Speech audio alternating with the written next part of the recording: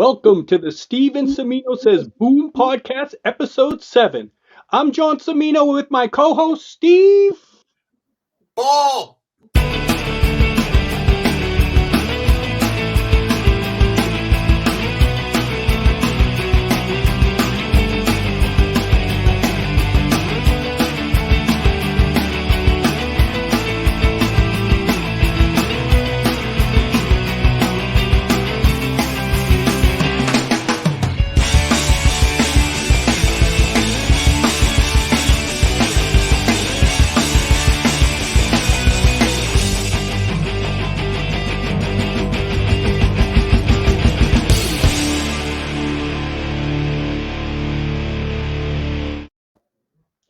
Boom! We're back, episode 7. I can't even believe we made it to 7, but somehow we're still here. We got Steve Says Boom, and then we got down below Otto from the grotto, 3 men in a basement. Otto? What's up, everybody? I'm happy to be here with you guys tonight. I can't wait to see what Steve has to talk about and all the comic book knowledge. But before we get started, everybody, please remember to like this video, comment, share, subscribe to this channel. These guys are comic book historians. They know their stuff. To me, to sit back and to listen to this is just absolutely comic book gold. And as always, thank you very much for watching the Steve Cimino podcast. Thank you. Okay. As Otto just said, last week I did my my little spiel on Journey into Mystery 112. This week, on this episode, Steve Says Boom is gonna boom us with another big one, right, Steve? Give it to us. You take the lead. This is all you. All right. So a couple of episodes ago, or issues ago, John was able to wax poetic about some Defenders issues. Now, I'm going to be talking about the Defenders, but I'm going to go a year before, and I'm going to be talking about the late, great Steve Gerber, a creator, a writer that means so much to me and always manages to hit me in a more emotional manner than any other writer. I mean, that's including Len Wein, Marv Wolfman, Steve Englehart. Steve Gerber, somehow, he manages to get me. Now, what I love about Steve Gerber is his complete crazy, his imagination unfettered, and his genius, his wording, his vernacular. Yeah. Steve, just really quickly, throw out his biggest and most famous co-creation. If you talk about a weird character in the Marvel Universe that went to extreme heights in the 70s, they wanted him to be president. Who's that character, Steve? Yes, of course, everyone knows that Steve Gerber created Howard the Duck. It was even a movie. It was even a movie in the 80s. Crazy. So now, of course, Steve came along very, at the same time as a couple of other legends, along with Steve Englehart, Jerry Conway, but he had a different way of doing things. He looked at things slightly different, and he portrayed them differently. Yeah. And what I want to talk about today is a piece of magic that he created. I call it the Head Men Saga, although it has not been put in a trade paperback in that way. But it features the Headmen, which is basically 4 weird little villains. Yes, beginning with issue 21. And for some context here, he was brand new basically to the title. Steve Englehart had written issues 1 through 11. Len Wein had written issues 12 through 19. And then Steve Gerber came on issue 20. Oh, and Steve, really quick, we should point out that it was Roy that hired Steve Gerber. That Gerber was I guess he was a few years behind Roy, but he was a Missouri boy. He was a Missouri boy too, and it was Roy that brought him. Yeah. I was completely unaware of that until I spoke with Roy, all those months ago. It sort of makes sense, But I think it's, again, Roy putting people in the right position to show their best. Of course, the creators and the writers we were having sort of a changeover. And we had these brand new guys in the 70s. And the voice that Steve Gerber was going to bring has never been matched, in my opinion. We have never had another Steve Gerber working in the Marvel Universe, a singular voice of utter genius. Of course, it got a little bit controversial later on. We're not going to talk about any of that. I am just going to talk about this storyline featuring the Headmen. I was also very fortunate that many years ago, I sent an email to Steve Gerber. And I said, Steve, can you tell me what your idea was to put these three characters, these villains in this story? Because they seem to pop out of nowhere. And he replied in the email. Now, I by the way, I did try to find it in my archives, but I have like 600 diamond boxes full of paper. Oh. So I couldn't find it. That would have been a magnificent thing to showcase here. But he did reply to me. And he said, that's a very good question. He said, as always, I was late. I was behind. The deadline doom was coming up. And I had no ideas what I was going to do after I had finished issue 20. I was blank. He was sitting in the Marvel offices, and there were some books all strewn out all over the place, stuff that had just been printed out that month. One of those books was a reprint book called Weird Wonder Tales number 7, right there. Okay? Oh. Now, in that book, it reprints the original appearances from pre-Hero Marvel era. Right. Featuring the Gorilla Man, Dr. Gerald Morgan, and Chondu the Mystic. Basically from 1954 up to 1960. And according to what Steve said, he read the issues, and as soon as he'd finished the issue, he was like, I have my story. I've got something. And we are going to get into what he concocted by sheer chance and a miracle. So he is going to use those characters. He starts off in a nice little sleepy story. The Hulk has just destroyed someone's house, but unbeknownst to everyone else, Dr. Arthur Nagin, and his partner, Dr. Gerald Morgan, are working on a secret project. Okay, now Dr. Arthur Nagin, of course, is also known as Gorilla Man. If you take a look at his hands right there, he has a gorilla body with a human head on it. Okay, that's exactly from his first story. Now, Dr. Gerald Morgan, you can see that his skin is flapping over his small skull. In an accident, he shrunk his own skull, but the flesh remained the same size and it became saggy. Now, the thing is, and this for those Marvel continuity watchers that are watching this, that part of the story did not appear in the original first appearance. Steve Gerber added that later on. Dr. Gerald Morgan was actually, when he first appeared, was just a young man doing an experiment. Now, of course, in this issue, it's revealed that something went wrong. So, what Dr. Gerald Morgan is working on, he's working on a special serum, okay? And what they need is that they need a repository for it. They need a brain powerful enough that thinks just beyond science, and goes into the magical eras and realms. So, Dr. Gerald Morgan's happy. Dr. Nagin's like, okay. And then he basically says, by the way, I found someone. We're going to go and meet them in New York. And, oh, my God. So, Dr. Chondu appears. His name is Chondu the Mystic. He's a small-time, amateur sorcerer type. Nowhere near in the level of Doctor Strange. But he does have skills. Yeah. But as you can see, they inject this substance into his brain.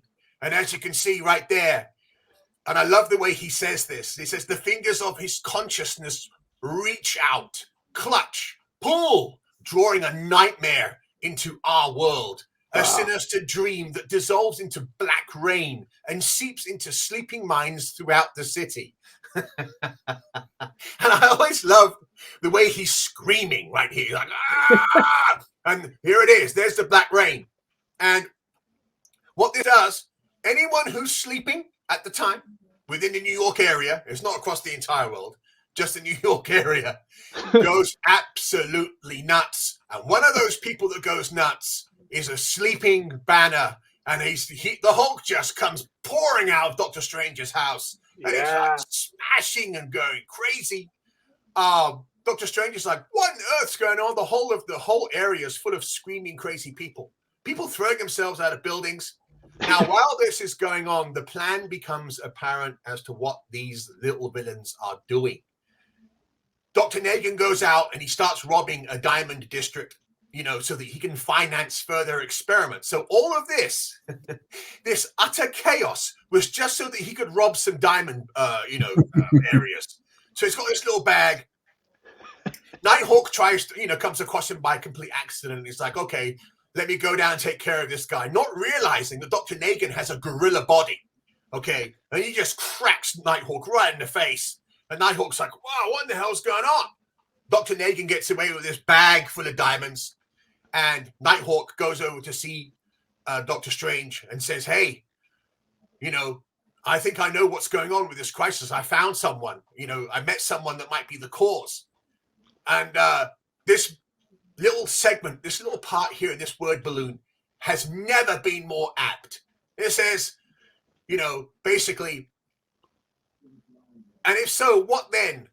Have we heard the last of him? Talking about Gorilla Man. Or has this been a prelude to the weirdest menace we've ever faced? Yeah. Perfect. So, of course, in Steve fashion, he gets on with other stuff in between. We have some story. We'll get into those later on, including his Guardians of the Galaxy epic. And we switch forward to issue 31, where we're going to pick up where the Headmen have been completing their plans. Basically, what they want to do is take over the world, but without violence. They know that they're not going to be able to take on the Avengers, Defenders, and Fantastic Four. They're going to have to do it in a subtle fashion. How are they going to do this? So, this begins a story, and lots of people, I've met a lot of people in my time. This is great. And whenever I just say, can you remember the story about Nighthawk's brain? They're just like, oh my God, I read this. I can't believe anyone ever did this story. And I'm saying this, with all due seriousness. I don't think any story has approached the craziness of this story and being taken seriously. Now, in recent years, if you've read issues of Deadpool, which are utterly ridiculous, okay, they do stuff, they do crazy stuff. But before all of that, you have to read this story. Steve, let me just cut you off for 1 second about crazy. The genius of Gerber through all this is that he wrote this ridiculous, crazy story, but yet he still kept it in the Mighty Marvel manner. Like it was still like in the confines of Marvel, which was amazing. Like, you know what I mean? Like yes, it was such an extravagant story. Like if you read the Deadpool stuff now, it's just crazy, all this stuff. It was crazy, but it was sophisticated crazy because it went into this weird place, but yet it was still a superhero story. I mean, like you still knew the Hulk was the Hulk. Valkyrie was Valkyrie. Like they were still who they were. So even a reader that probably wasn't so sophisticated could still read some of that stuff and Hulk is still smashing. For me, that's what I always thought was the genius of that, because when I first started reading through the Defenders thing, I'm going, God, it didn't hit me till a few issues in. Then I'm like, this is freaking weird. But he did it in such a genius way that it was still a Marvel story. If that makes any sense, that's what I think. Is a very valid point. Now, I agree 100%. If you just tell a crazy story, but you don't actually love the universe or you don't give a damn about it, and you're doing a tongue-in-cheek laughing at it, we readers can sense that. Yeah. Now, what Steve Gerber was doing was he was brand new on the Defenders, but he also loved these characters. So he was getting weird within the bounds of a normal storytelling within the Marvel Universe. Okay? Yeah. He wasn't suddenly going to do something so crazy that didn't make any sense. Right. So that is a very valid point, and that is the skill of someone that's skirting just to the point where he's getting too crazy and then pulls back just a little bit. Yeah. So, to continue the story, of course, the Hulk is out and about doing his stuff, you know, as he always does, because obviously he's also appearing in his appearances in the Incredible Hulk. And I love this sequence. So there's this little sequence here where these hunters are out, and as you can see there, it says game reserve, no hunting. And there's like a little fawn right there. Boom, these two hunters, they shoot the mother deer. Okay, and the Hulk. I just got this. Guess that. Men killed Bambi's mother. Okay, and he is furious. Now,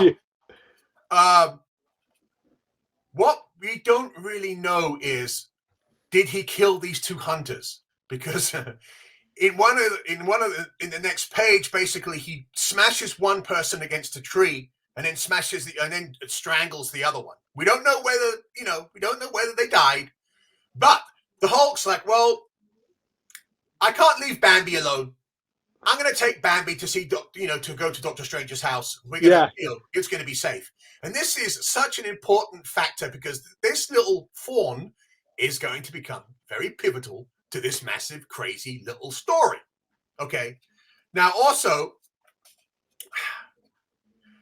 just to explain how crazy Steve is, according to legend, one day, Sal Buscema basically said, Steve, please, can you just give me something different to draw, something crazy, something weird? Don't ask Steve Gerber to do that, because apparently Steve went, okay, in my next story, in one of the next issues, I want you to do a little sequence of a little elf with a gun. Okay, we're going to do a page.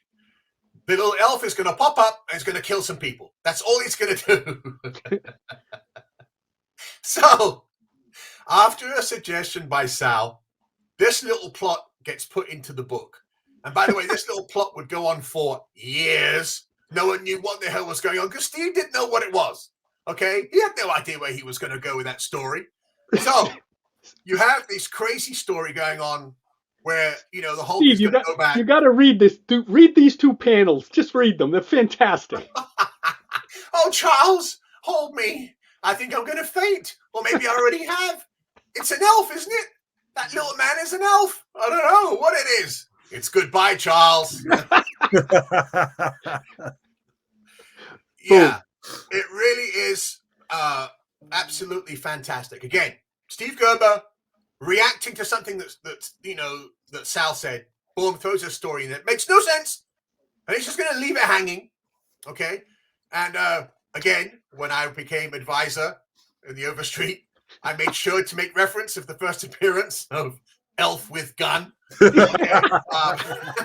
Is it in there? Is it in there, Steve? Yeah, if you check the Overstreet guide, I made sure that was in there.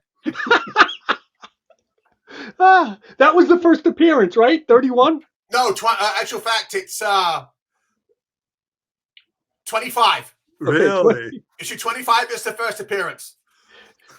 Of Elf with Gun. Elf with the Gun.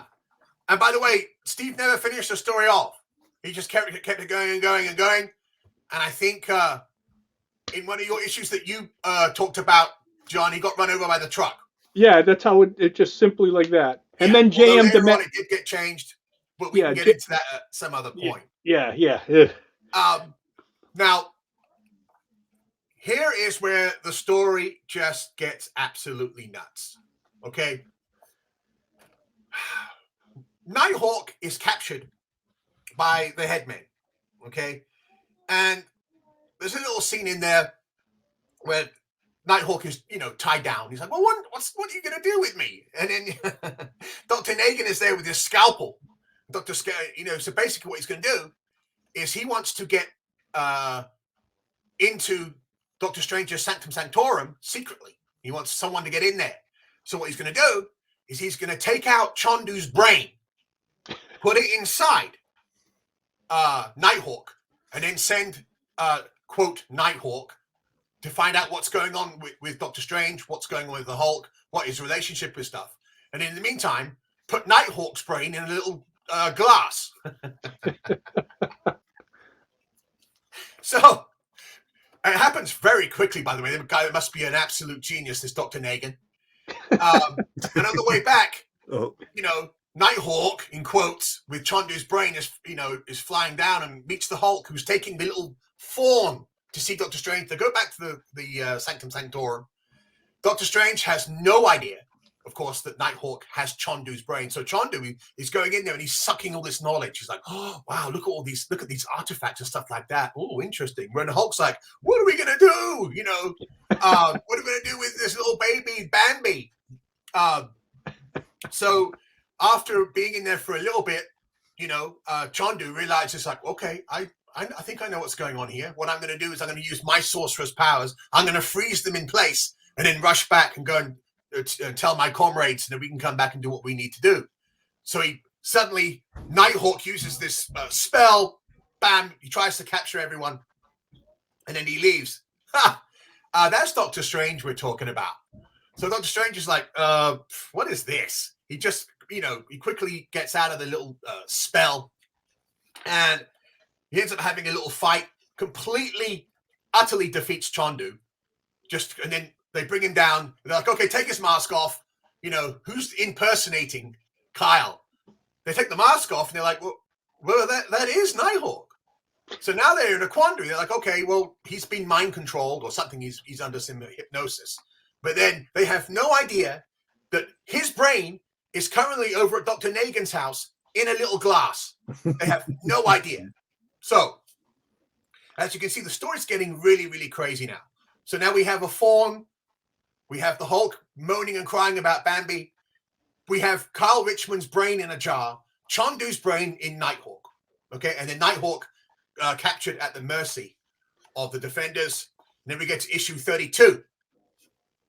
Now, issue 32 has a beautiful cover and is actually a pivotal story. If you're a Nighthawk fan, this has a massive origin sequence in there, okay? I've heard some rumors that Nighthawk may be appearing in something in the MCU at some point, okay? So. And a lot of people are going to have to go back and find this issue. Believe you me, at some point. It does have a massive origin sequence. By the way, that origin sequence takes place because the brain is just sitting there in this glass and it has nothing else to do but contemplate, what it's doing. So,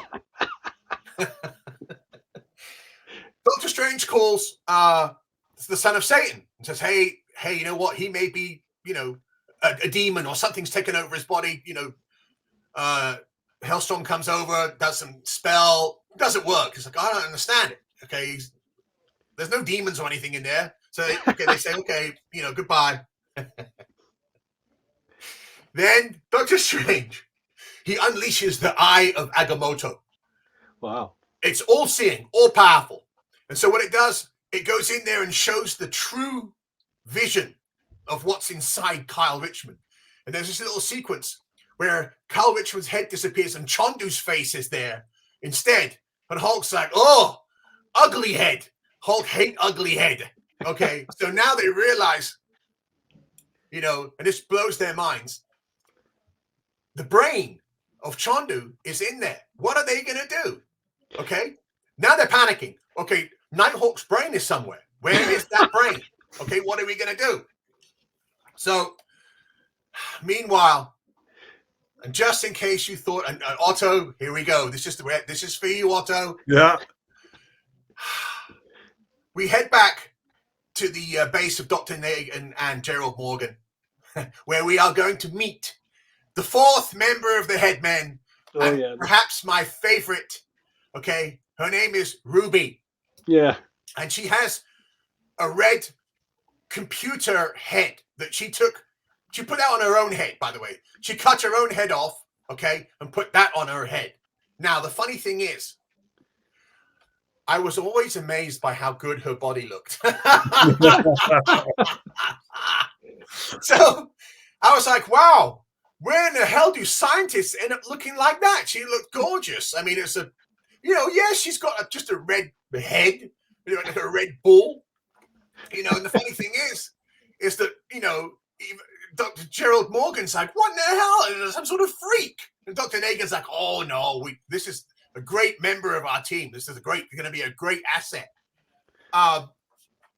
So basically, now we have our Headman, although including, Ruby. Later on, her name would be revealed to be Ruby Thursday, but not right now. So right now, she's just Ruby. And they're thinking, okay, our plan has succeeded. We have our Nighthawk and Chondu, undercover, in the Doctor Strange's Sanctorum. What they don't understand is that the plan has been revealed, and there's this. They have this little origin sequence, and they have no idea what's going on. They're like, yeah, we've got it all done. And then the defenders find out, because with the Eye of Agamotto, they find out where the base is. And they're like, okay, we're going to go and find these people. We're the defenders. We're going to go and take care of business. So they find Dr. Nagan's little secret base, by the way, which isn't like a little suburban area in, I think it's Connecticut or something like that. Wait, but Steve, you got to remember, you're looking up here and didn't look at who's the gorilla guy wants to squeeze the brain, like he wants to he has weird tendencies. Dr. Gerald Morgan is more of your pure scientist. Yeah, whereas like, Dr. Nagan, he's like, oh, I want, just give me a little squeeze in the brain. It's like, what are you doing? Yeah, Dr. Nagan is the one. He's definitely the villainous one. Dr. Gerald Morgan is, he's crazy, but he's not evil for evil's sake, okay? Right. He just wants to commit the plan. So that's why he's like, no, don't you dare squeeze that brain. Don't you dare squeeze that brain. I need that for my experiments. It's just sitting there in a pile of water. Yes, that's all it is. Nighthawk's brain. Nighthawk's brain, no less. Now, I know that if any doctors or surgeons are watching this right now, I don't think the brain would have lived in that environment. However, it's comics, and we are allowed, okay, our imaginations to fly. That brain is still alive in that little glass, okay? The brain's still there. So the defenders go down, they find the headquarters, they go in there, going to take business, and then Ruby just explodes her own head, knocks the defenders out, okay? And boom, the story ends. And the defenders are now at the mercy of, the Headmen, including their newest member, Ruby. That means we move on to issue 33. Now, look at that beautiful cover. I love it.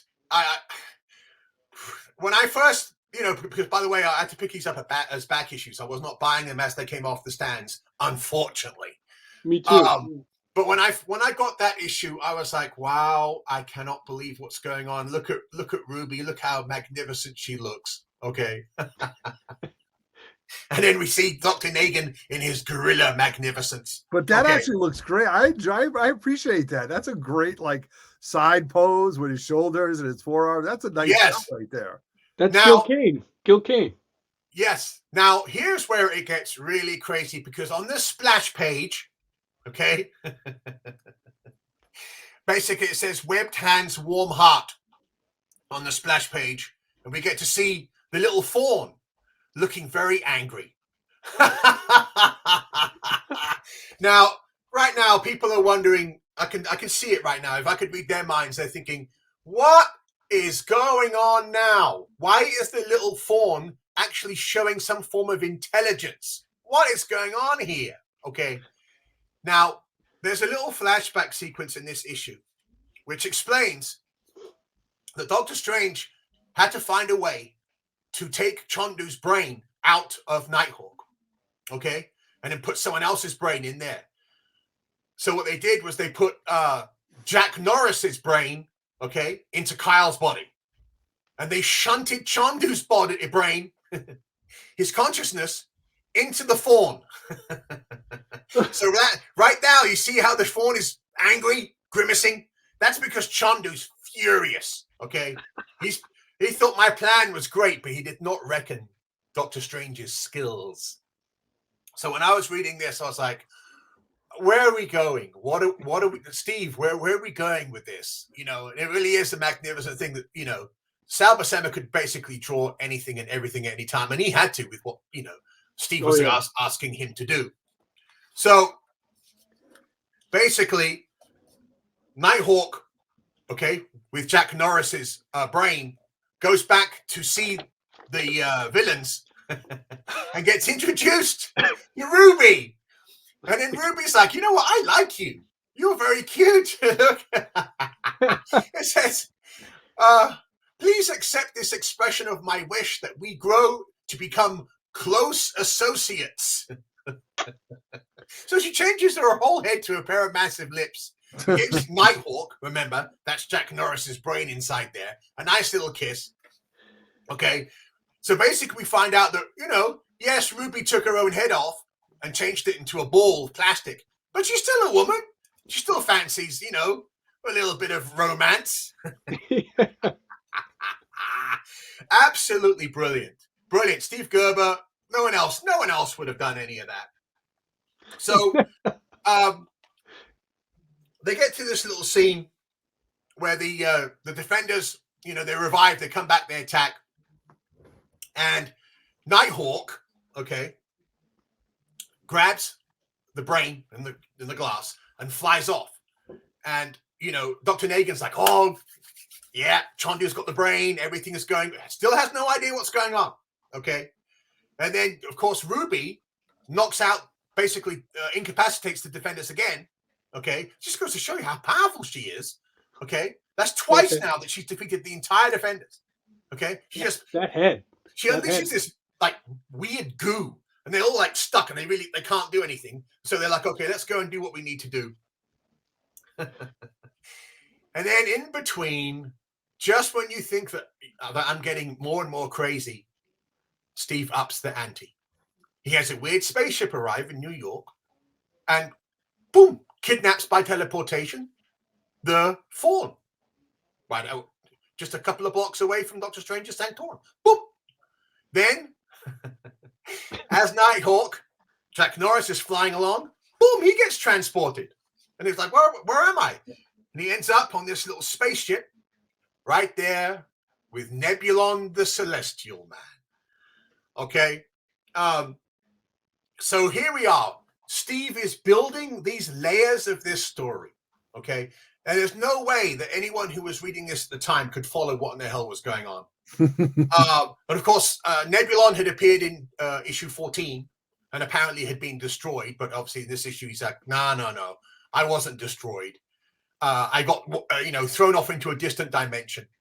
And again, in another bit of what I call Gerberism, he was saved by these weird little, aliens. And they're called the Ludbadites of Zar. Okay, and they're philosopher scientists, but they're basically like fishy reptiles. So basically now Nebulon is going to have his own little story, and it's going to go in conjunction against what the Headmen want. The Headmen want to take over the world in a secret way, without any violence, but take over the world. And Nebulon has come back to save the world because he says, I can save humanity. Humanity, I looked into their minds. They're a weak little race. They need to be saved, and I can give them the power to save it. So here we have basically, two different factions with plans for Earth, and the defenders basically caught in the middle. Truly magnificent. So basically, after this, you have the two stories growing. Nebulon tries to, increase his influence, and the Headmen, have no idea right now about Nebulon, whatever they're doing. And they go to a little secret meeting, Doctor Strange, they go to a meeting, and Nebulon disguises himself as like a small little man. He's like, hey, I have this movement. I'm going to save everyone. You two can have powers like me. They're called the Bozos. Sure he's not talking about us? That's Steve. Yes, Steve Gerber, using his typical social commentary. And that's what separated Steve from the rest. He was cutting. He was so sarcastic, and he really had his finger on the pulse of what was going on in society at that time. And he had like a loathing of certain things. And one of them was the way certain people and groups would act like sheep. Okay. So basically he had this little storyline where Nebulon, who was disguised as a little man who said, oh, I'm going to better give you all of you powers, fulfill your dreams, but then make them wear, you know, Bozo, the clown makeup and hats. Well, Doctor Strange basically goes along to one of these meetings, and this is where the stories start to converge. They have a little clash, and then the Fawn with Chondu's brain says, you know, oh, I can tap into Nebulon's power, okay? And what he does is he transports himself away. He transports both him and Nebulon away, okay, leaving the Defenders like, well, what in the hell just happened? Okay, because they still don't know that the Fawn is out and about and doing stuff. So then we get to perhaps,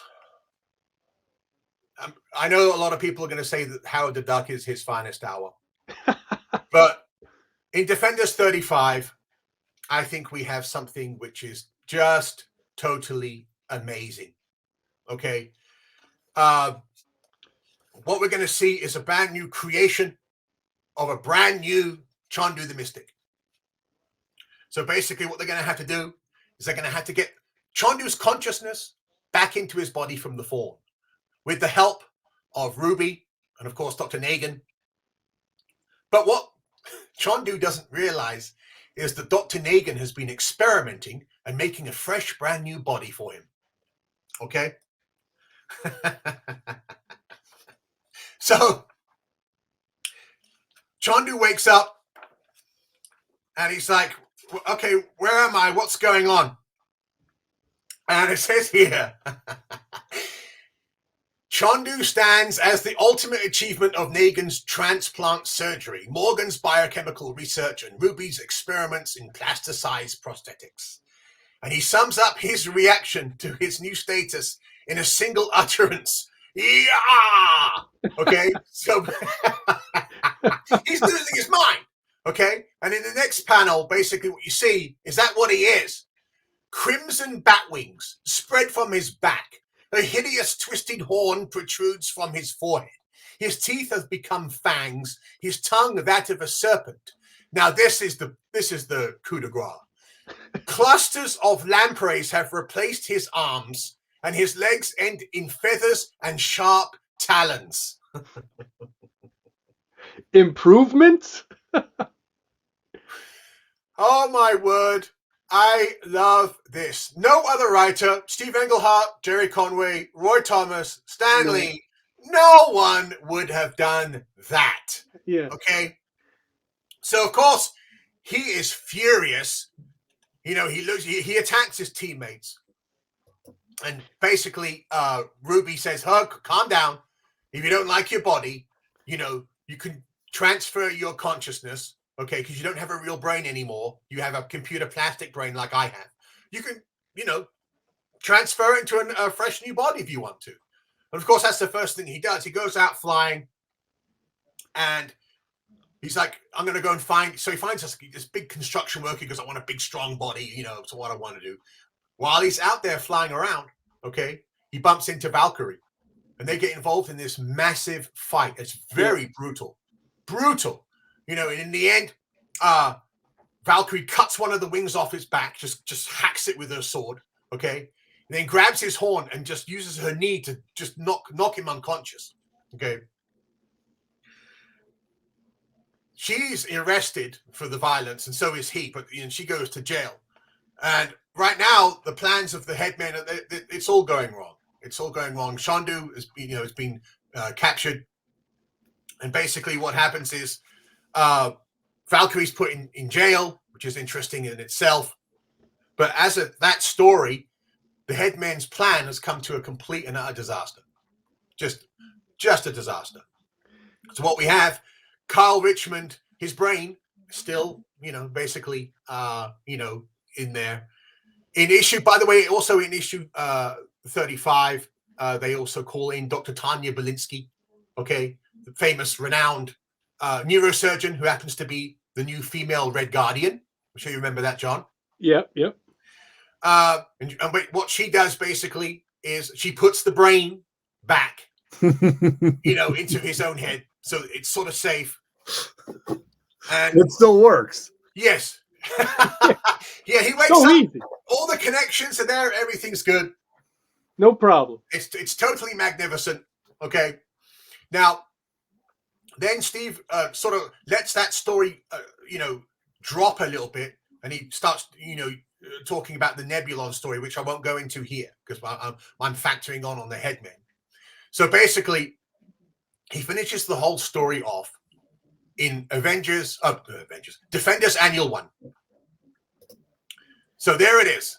The culmination of all of these plots. Everything is coming together. Nebulon has gained a lot of power as well. His organization of bozos are running rampant all over the world. But the Headmen are still like, okay, we've got what we need to do. We're going to take out Nebulon and the Defenders. They're not even going to know what's going on. So basically, what they do is they end up having a big, a massive fight, and they basically save Chandu from jail. They get him out. So you see Chandu again, and they have this huge big fight, and in the end, there's another sequence where you see them standing around plotting, what they're going to do, and what they're going to do is they're going to shrink down Nebulon and the Defenders to tiny little people and put them inside a fake little world, and then just have them away while they take over the rest of the world. It doesn't quite work out that well. Doctor Strange manages to call the Hulk. He comes in, and then I know John, you must have loved that little sequence. He comes in, he just smashes everything out. The Headmen are completely defeated. The battle is over, and you're left with, 4 unconscious forms on the floor. Nebulon says, "I've had enough of you guys. I'm out," and then disappears. So yeah, there you have them. So their plan comes to an end. And all you do is you see them on the floor, and the annual ends. So for me personally, I had never been taken on a ride like that. You had deers, fawns, brains, aliens, Nebulon, people dressed as clowns.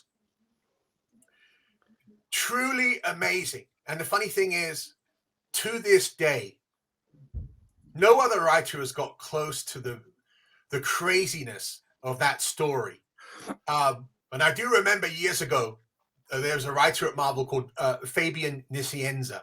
Yeah. And he gave a little interview, and he said, when I was younger, everyone else was reading the Avengers, and, he goes, I was reading about elf with guns, bozos, and big head guys. And I remember thinking, wow.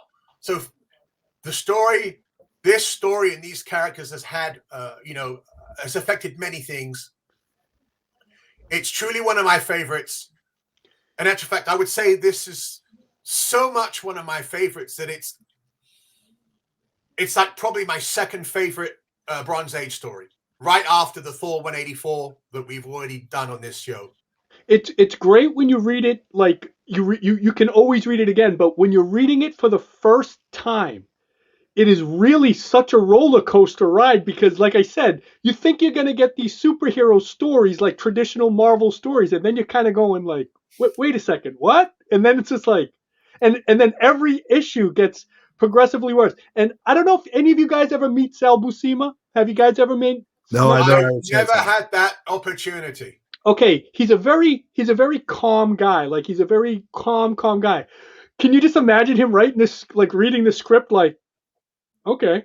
He just draw it like, all right. Like, yeah, I can't even imagine, especially when he was like, okay, because Steve, I wish we had the script where Steve was explaining about the brand new Chandu.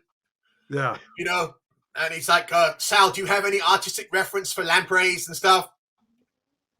I can only imagine the magnificence and the genius of it.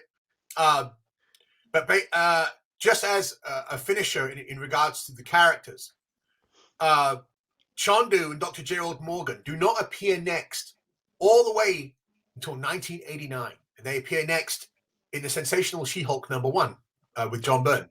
Right. Yeah, that's right. That's right. I remember that. I got those issues. Yeah. Oh, wow. Yeah, that's impressive that you could remember that one. Yeah, okay. That's right.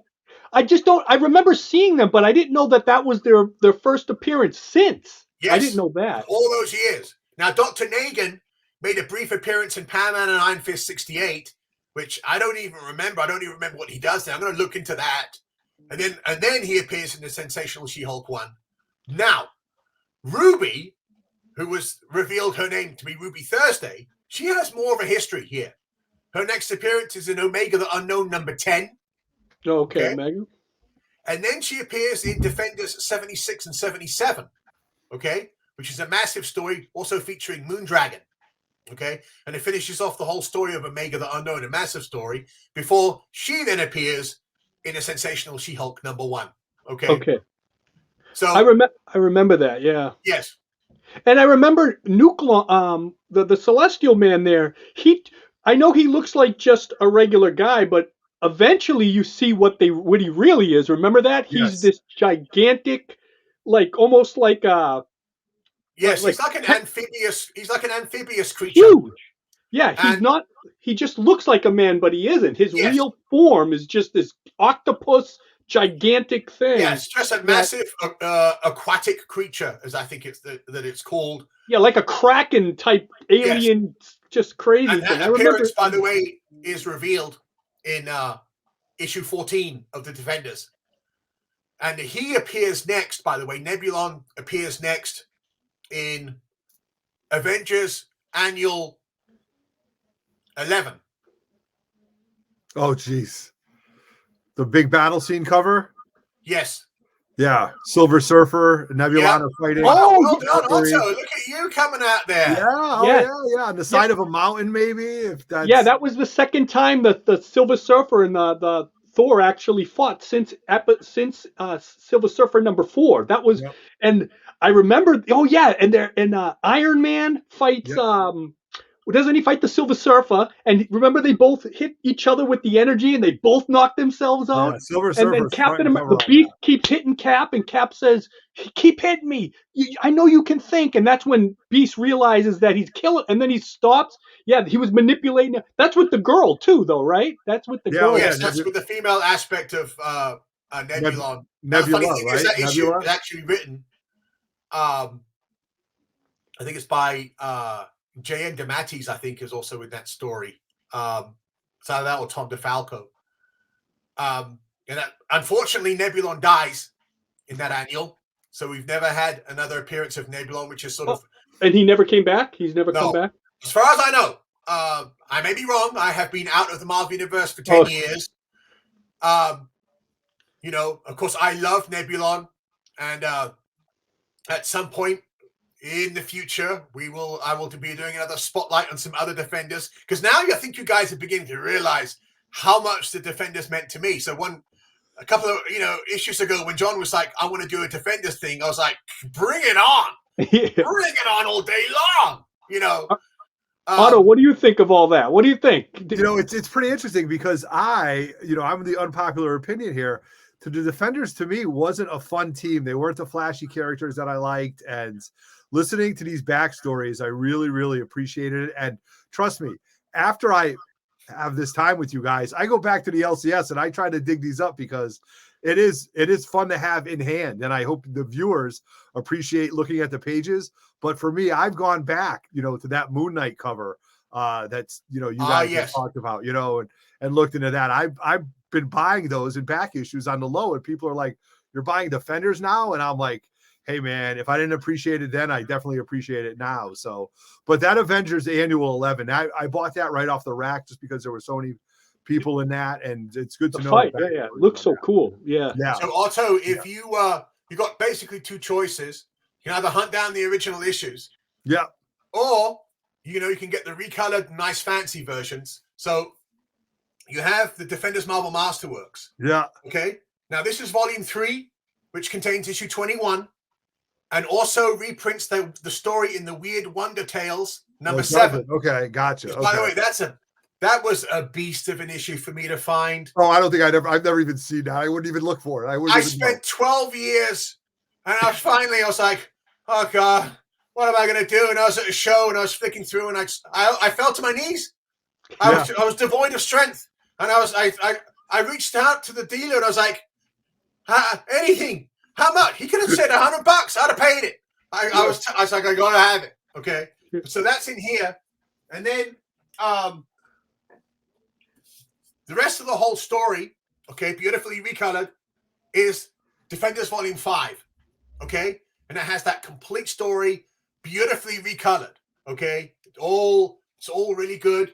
Yeah. Okay. Okay. Good to know. That would be a way you could pick this up. You know, you can get it on Amazon. It won't be that expensive. You know, instead of you going out now, of course. Hey, you want to go out and buy those original issues? Have at it. Oh, Yeah. Well, See, Pretty soon we're going to have you have Defenders 1 through 152 plus the 5 giant oh, sizes. sure. Yeah. Once I'm down that rabbit hole, I'm going to say, okay, now as a collector, because that's definitely my role as the collector. And see, back in the day when I started getting all the runs of stuff, when I completed the entire run of Defenders, I went back and then I read it from issue 1. Like I read, and then I went all the way through. And that's what I did with Spider-Man, the Fantastic Four, what I did with the Avengers, the Hulk. It was just so wonderful to actually do that, to actually have the actual comic book and read. And, I know the Masterworks are great and stuff, but there was something about reading. And this was back in the 80s and 90s, when I was doing all this stuff. You're not going to do that today. No. Now it's going to cost you. You're talking about $1 million and all that stuff. Okay, yeah. Steve, wonderful. People have to understand, like, they might listen to this and they might be like, that's kind of weird. Give it a try. Give it a try and you'll see the genius. And Steve Gerber, I want to do a little more of a hail to his legend. Did unbelievable went into animation later on. And people don't know this, that he's the one that gave the little handout to Jack Kirby after Jack Kirby left. And he brought him on to Thundarr the Barbarian after Alex Toth left. If anybody doesn't know, Thundarr the Barbarian, Alex Toth did the design of the actual 3 characters, Ukla, Ariel, and Thundarr, but then something happened and he left. And then Kirby came, Gerber gave a handout to Kirby, got him in there, and he designed the whole rest of the world. And Roy wrote an episode of Thundarr the Barbarian too, because Gerber, it's one of those things. Thank you for helping me, now I help you, and all this stuff. And Gerber, I know, I don't want to go into his history and all that stuff because he fought Marvel to the end, but I told you this before. I'm going to say, to wrap it up really quick, that when at the end of Guardians of the Galaxy, when you see Howard the Duck in there, I cried a little bit. And then the next scene after Howard goes, it says, Howard the Duck created by Steve Gerber. Like, they gave it to him right there. So if anybody wants to see that, it's the first one though, right, Steve? The first? Yes. Yeah. So watch the first Guardian of the Galaxy, and it was an homage to how great. And so, here's another guy. We had David Kraft, and now this one is to Steve Gerber, like another legend. People should get into these guys and really see what they brought to the comics and see how they built the foundation that everything else is built on now. And it's unfortunate that they've fallen to like to the whispers of the past, and give them a try and all that stuff. So before we end it, I want people to know we have our second special guest coming next week. Otto or Steve, you want guys who want to talk about who's coming on, another legend? A legend. It's been mentioned many, many times during this, and we can't wait. And I'll let Steve tell everybody who it is. It's some new guy. Just started working. I think he works at Image. Yeah, we've been using his image too on the front of this, and now he's coming. Roy Thomas will be here next week, so stick around. We got more, and then we even got more surprises. You guys have no idea. We got more guest stars and more crazy stories that Steve and even Otto. We'll see what Otto brings to the table one day, right, Otto? Absolutely. None of those. Why not? You guys are good storytellers. I don't know if I can keep up, but this has been a blast. So thank you very much for having me on. So we'd like to thank you, Otto, and 3 Men in the Basement, always with the technical support. Steve, once again, a great trip down memory lane. I remember reading those issues. And Steve Gerber, rest in peace. You're a legend, and you'll never be forgotten. And Steve, get us out of here. What do we need to hit? What do we need to hit them with? You know what we need, guys? Thank you for everything. Bomb!